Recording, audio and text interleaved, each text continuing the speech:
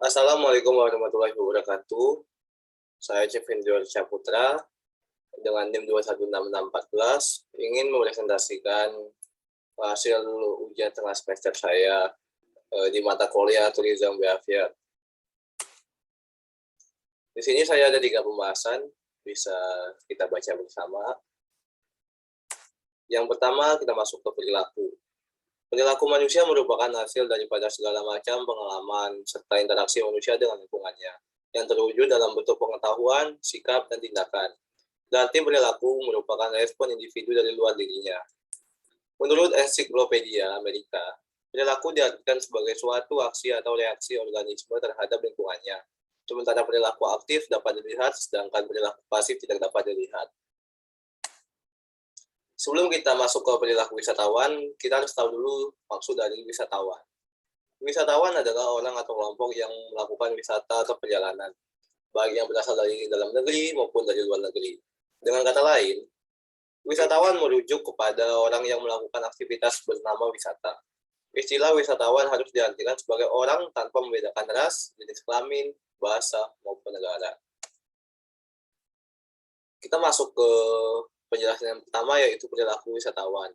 Di sini saya sudah mengidentifikasi dan mendapatkan 6 perilaku wisatawan. Yang pertama ada identifikasi produk atau jasa, yang kedua mencari, yang ketiga menemukan, yang keempat memilih, yang kelima menggunakan, dan yang terakhir evaluasi produk atau jasa perilaku wisatawan tersebut.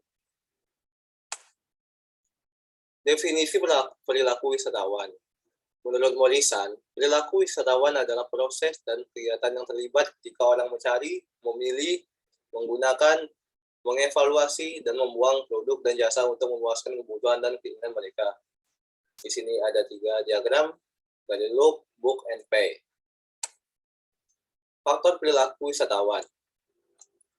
Perilaku wisatawan yang mencakup karakteristik psikografis adalah kelas sosial, lifestyle, dan karakteristik personal dari wisatawan itu sendiri dalam memutuskan kunjungan ke suatu objek wisata maupun ke suatu negara.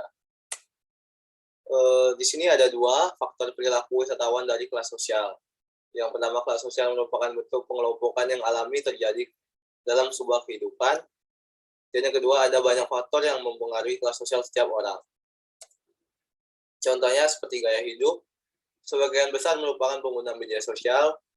Yang kedua, karakteristik kepribadian, ada organisme tourism, pelancong, special interest tourism. Contoh dari organisme tourism adalah membeli paket wisata ke DTW yang sudah terkenal atau viral. Contoh dari pelancong seperti memilih bepergian dengan kelompok kecil seperti generasi milenial. Dan contoh dari special interest tourism adalah menyukai hal-hal edukatif yang keseriusannya pada kelestarian alam.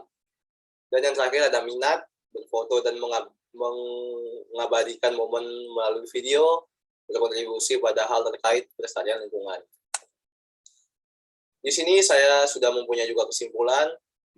Kesimpulan saya adalah hasil penelitian ini menjelaskan bahwa segmentasi pasar dapat diklasifikasikan menjadi segmen alosentris dan psikosentris. Faktor psikografi menjadi justifikasi pola perilaku wisatawan tersebut. Segmen ini dipandang memiliki posisi penting dan patut diimplementasikan dalam strategi pemasaran oleh pelaku usaha wisata. Temuan ini dapat menjadi pertimbangan penting dalam menyusun strategi pemasaran yang lebih murah dan efisien melalui sosial media euforia. Studi ini diharapkan dapat memberikan pemahaman baru yang mendalam bagi pelaku usaha wisata melalui pemahaman terhadap tren perilaku wisatawan. Mungkin itu saja presentasi dari saya. Jika ada salah kata atau yang kurang, saya mohon maaf.